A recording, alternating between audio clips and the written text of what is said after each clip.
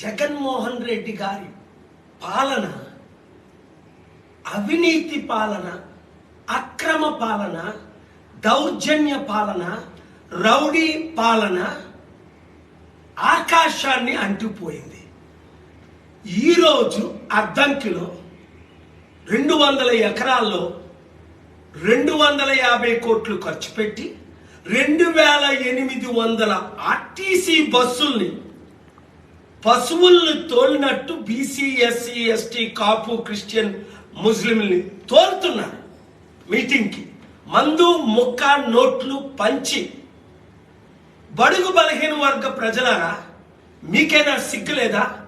ఏసావు కూటికు పోర్టుకొర ఆశీర్వాదాన్ని అమ్ముకున్నట్లు మీరు బానిసలైపోయి 100,000 రూపాయలకి 2,000 రూపాయలకి అమ్ముడుపోతారు. ఇంకెంతకాలం?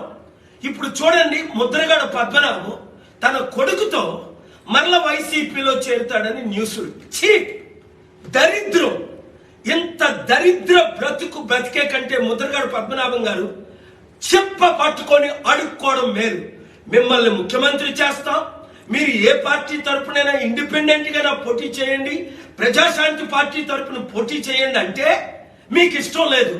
కాపులు, బీసీలు ఇంత బానిసలైపోతే ఈ 2 కుల కుటుంబ పార్టీలకి ఎప్పుడు రాజ్యాధికారం మనకు వస్తుంది?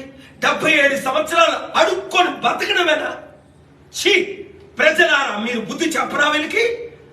ప్రజాశాంతి పార్టీలో బాబు మోహన్ లాంటి వారు, గద్దరన్న లాంటి వారు IAS, IPS అందరూ జాయిన్ అయిపోతుంటే ఎమ్మెల్యే, ఎంపీ అభ్యర్థులుగా పోటీ చేద్దాం అన్నవారు 7569441275 కి ఈరోజే కాల్ చేసి మా ప్రధాన కార్యదర్శితో మాట్లాడండి.